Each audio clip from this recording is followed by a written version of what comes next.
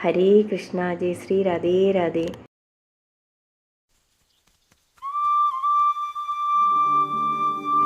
എല്ലാവർക്കും നമ്മുടെ മാധവാനുഭവം എന്ന കുടുംബത്തിലേക്ക് സ്വാഗതം. ഇന്ന് ഞാൻ നിങ്ങളുമായി പങ്കുവയ്ക്കാൻ പോകുന്നത് ഗുരുവായൂരിലെ 18 പ്രദക്ഷിണത്തെക്കുറിച്ചാണ്.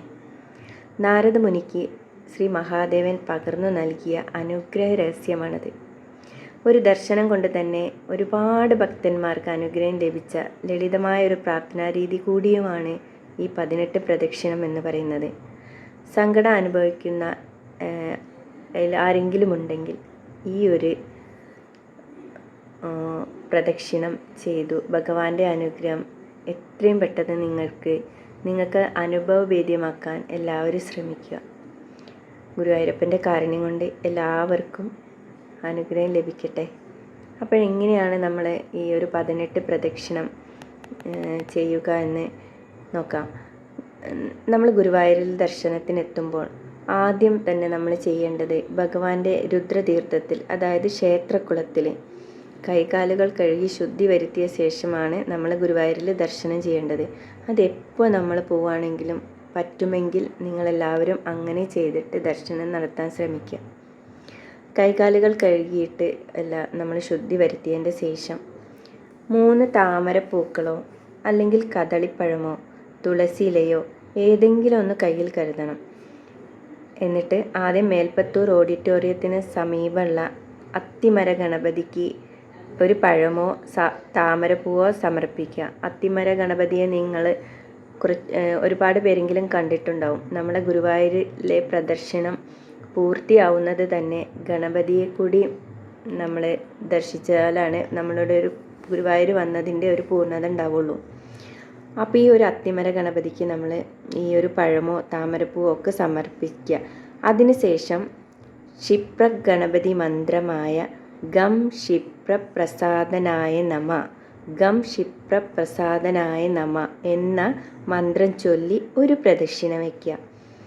പിന്നീട് നമ്മൾ ദീപസ്തംഭത്തിൻ്റെ മുന്നിൽ വന്ന്, അതായത് നമ്മുടെ ദീപസ്തംഭത്തിൻ്റെ മുന്നിൽ വന്നിട്ട് നമ്മൾ ഓം നമോ ഭഗവതേ വാസുദേവായ എന്ന മന്ത്രം ചൊല്ലി ഗുരുവായൂരപ്പനും ഒരു പൂവോ അല്ലെങ്കിൽ ഒരു പഴമോ നമ്മൾ നന്നായിട്ട് മനസ്സുരുകി പ്രാർത്ഥിച്ചുകൊണ്ട് സമർപ്പിക്കുക. ഗുരുവായൂരപ്പന് സമർപ്പിച്ചതിന് ശേഷം നമ്മൾ പുറത്തെ പ്രദക്ഷിണ വഴിയിലൂടെ ഇങ്ങനെ നടന്നിട്ട് തെക്കേ നടയിലെത്തി കൂവളം കണ്ടിട്ടുണ്ടാവുമല്ലോ എല്ലാവരും. കൂവളം നമ്മൾ തെക്കേ നടയിൽ നിന്ന് ഇറങ്ങുമ്പോൾ തന്നെ കൂവളത്തിൻ്റെ അടുത്താണ് എത്തുക.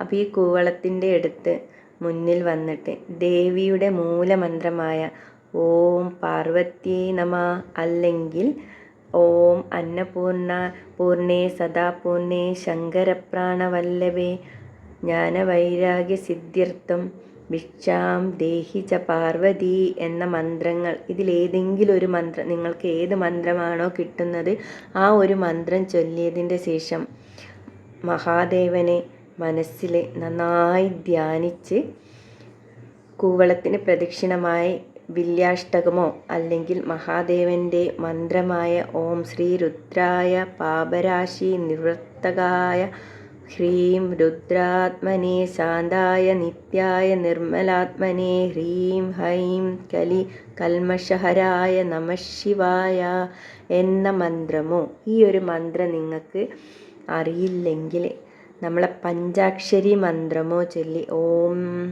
നമഃ ശിവായ ഈ ഒരു പഞ്ചാക്ഷരി മന്ത്രമോ ചൊല്ലി ഭഗവാനെ നന്നായി പ്രാർത്ഥിച്ച് പടിഞ്ഞാറേ നടയിലൂടെ വീണ്ടും രുദ്രതീർത്ഥം ചുറ്റി നമ്മൾ നടന്നു വരിക. അപ്പോൾ എന്നിട്ട് ഭഗവാന്റെ കൊടിമരത്തിൻ്റെ മുന്നിൽ നാലമ്പലത്തിൻ്റെ ഏതെങ്കിലും ഒരു ഭാഗത്ത് മാറിയിരുന്ന് നമുക്ക് ഈ പ്രാർത്ഥനാപൂർവം ഭഗവത്ഗീതയിലെ വിശ്വരൂപസ്തുതി ഉണ്ട്. ഭഗവത്ഗീത വായിച്ചിട്ടുള്ളവരൊക്കെ ഉണ്ടെങ്കിൽ അവർക്ക് അറിയാൻ പറ്റും. വിശ്വരൂപസ്തുതി ഭഗവാന്റെ വിശ്വരൂപത്തെക്കുറിച്ചുള്ള സ്തുതിയാണത്. അതിൽ 11 ശ്ലോകങ്ങളുണ്ട്. അത് പറ്റുന്നവർ ഒരു പ്രാവശ്യം ചൊല്ലുക. അതിനുശേഷം കയ്യിൽ കരുതിയ തുളസിയിലയോ കദളിപ്പഴമോ താമരമൊട്ടോ ഏതെങ്കിലും ഒന്ന്, നമ്മളെ കയ്യിലുള്ള ഏതെങ്കിലും ഒന്ന് നമ്മൾ പൊന്നു ഗുരുവായൂരപ്പന് സമർപ്പിക്കുക. പിന്നീട് നമ്മൾ പ്രദക്ഷിണ വഴികളിലൂടെ ഹരിനാമവും സർവസിദ്ധി രാധാമന്ത്രവും ചൊല്ലി 18 പ്രാവശ്യം ഭഗവാനെ പ്രദക്ഷിണം ചെയ്യണം. നിങ്ങളെപ്പോഴും ശ്രദ്ധിക്കുക, ഞാൻ ഈ ചാനലിൽ, നമ്മളുടെ ഈ മാധവാനുഭവം എന്ന ചാനലിൽ നിങ്ങൾക്കായി ഞാൻ പറഞ്ഞു തന്നിട്ടുള്ള സർവസിദ്ധി ശ്രീരാധാമന്ത്രം, ഈ ഒരു മന്ത്രം 18 പ്രാവശ്യം മനമൊരുക്കി വിളിച്ച് നമ്മൾ ഭഗവാനെ പ്രദക്ഷിണം ചെയ്യൂ. ഈ ഒരു പ്രദക്ഷിണം പൂർത്തിയാക്കിയിരിക്കുമ്പോൾ തന്നെ നമ്മുടെ ജീവിതത്തിൽ ഒരുപാട് മാറ്റങ്ങൾ അല്ലെങ്കിൽ അത്ഭുതങ്ങൾ സംഭവിച്ചിരിക്കും. നമ്മുടെ മനസ്സിലെ ഏതാഗ്രഹവും ഭഗവാൻ നേടിത്തരും. അത് ഈ ഒരു രാധാമന്ത്രം നിങ്ങളെല്ലാവരും ചൊല്ലി പഠിക്കുക. ഈ ഒരു മന്ത്രം നിങ്ങൾക്കായിട്ടാണ് ഞാൻ ഈ ഒരു നമ്മുടെ മാധവാനുഭവം എന്ന ചാനലിൽ നിങ്ങൾക്കായിട്ടാണ് ഞാനിത് ഇതിനെക്കുറിച്ച് കാര്യങ്ങളെല്ലാം പറഞ്ഞു തന്നത്. അപ്പോൾ പറ്റുന്നവർ ഈ ഒരു 18 പ്രദക്ഷിണം ചെയ്തിട്ട് നിങ്ങൾക്ക് എന്ത് സങ്കടങ്ങളോ എന്തെങ്കിലും ബുദ്ധിമുട്ടുകളോ എല്ലാം ഉണ്ടെങ്കിൽ അതൊക്കെ മാറി നിങ്ങളുടെ ജീവിതത്തിൽ ഒരു അത്ഭുതം സംഭവിക്കും എന്നുള്ള കാര്യം ഉറപ്പാണ്. ഭക്തവത്സല പ്രിയനായ ഗുരുവായൂരപ്പൻ നിങ്ങളുടെ പ്രാർത്ഥന കേട്ട് നിങ്ങളെ അനുഗ്രഹിച്ച് നിങ്ങളുടെ എല്ലാ ദുഃഖങ്ങളും എല്ലാ സങ്കടങ്ങളും എല്ലാ ദുരിതങ്ങളും മാറ്റി നമ്മളെ അനുഗ്രഹിച്ചിരിക്കും.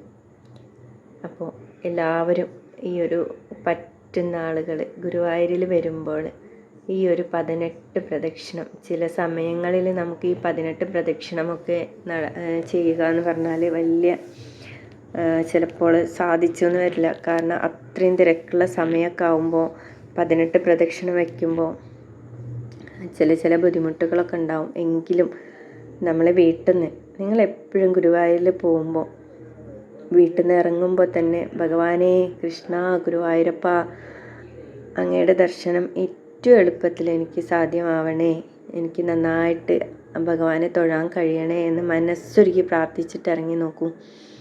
നിങ്ങൾ ഗുരുവായൂരിലെത്തി നിങ്ങൾ ആഗ്രഹിച്ച കാര്യങ്ങളൊക്കെ ഒരു ബുദ്ധിമുട്ടുമില്ലാതെ നമുക്ക് ചെയ്യാൻ സാധിക്കുന്നതായിരിക്കും. ഇപ്പം എന്നെ സംബന്ധിച്ചിടത്ത് എനിക്ക് ഒരുപാട് അനുഭവങ്ങൾ ഉണ്ടായിട്ടുണ്ട്. ഞാൻ എപ്പോഴും പ്രാർത്ഥിക്കാറുള്ളത് ഭഗവാനെ കൃഷ്ണ ഗുരുവായൂരപ്പ, എനിക്ക് ഗുരുവായൂരിൽ വരുമ്പോൾ ഒരു ബുദ്ധിമുട്ടുമില്ലാതെ അങ്ങേ നന്നായിട്ട് ഒരു 2 മിനിറ്റെങ്കിലും മനസ്സ് തുറന്നിട്ട് കണ്ണ് തുറന്നിട്ടേക്ക് അങ്ങയെ ദർശിക്കാൻ സാധ്യമാവണേ, അനുഗ്രഹിക്കണേ എന്ന് പ്രാർത്ഥിച്ചുകൊണ്ടാവും ഇറങ്ങുക. വീട്ടിൽ നിന്ന് ഇറങ്ങുക. അതുപോലെ തന്നെ എനിക്ക് ദർശനം കിട്ടാറുണ്ട്. എത്ര തിരക്കാണെങ്കിലും ഒരു 2-3 മിനിറ്റ് ആ പൊന്നു ഗുരുവായൂരപ്പൻ്റെ രൂപം കണ്ണ് നിറഞ്ഞിട്ട് നമുക്ക് ചിലപ്പോൾ സാധിച്ചൊന്നും വരില്ല, എങ്കിലും നമുക്ക് കണ്ണിറയെ വളരെ സന്തോഷത്തോടെ ദർശിക്കാൻ എനിക്ക് ഒരുപാട് തവണ സാധിച്ചിട്ടുണ്ട്. അപ്പോൾ അതുപോലെ നിങ്ങളെല്ലാവരും നമ്മളെ ഗുരുവായൂരിലേക്ക് ഇറങ്ങുമ്പോൾ തന്നെ ഇങ്ങനെയൊരു പ്രാർത്ഥന മനസ്സിൽ വെച്ചുകൊണ്ട് ഇറങ്ങി നോക്കൂ. നിങ്ങളെ എല്ലാ കാര്യങ്ങളും എത്ര എളുപ്പത്തിൽ, എത്ര തിരക്കുണ്ടെങ്കിലും നമുക്ക് ഭഗവാൻ ദർശനം നമ്മൾ ആഗ്രഹിച്ച രീതിയിൽ തന്നിരിക്കും. അപ്പം എൻ്റെ എല്ലാ ഭക്തന്മാരും ഈ ഒരു 18 പ്രദക്ഷിണം വെച്ച് നിങ്ങളുടെ എല്ലാ സങ്കടങ്ങളും മാറിയിട്ട് ഗുരുവായൂരപ്പൻ്റെ അനുഗ്രഹത്തിൽ നിങ്ങൾക്ക് എല്ലാവർക്കും കിട്ടട്ടെ എന്ന് പ്രാർത്ഥിച്ചുകൊണ്ട് ഹരേ കൃഷ്ണ, ജയ ശ്രീ രാധേ രാധേ. ഇതുവരെ നമ്മളുടെ ചാനൽ ഇതുവരെ സബ്സ്ക്രൈബ് ചെയ്തിട്ടില്ലാത്ത ആരെങ്കിലും ഉണ്ടെങ്കിൽ സബ്സ്ക്രൈബ് ചെയ്യുക, സപ്പോർട്ട് ചെയ്യുക, മറ്റുള്ളവരിലേക്ക് ഷെയർ ചെയ്യുക. ഹരേ കൃഷ്ണ, ജയ ശ്രീ രാധേ രാധേ.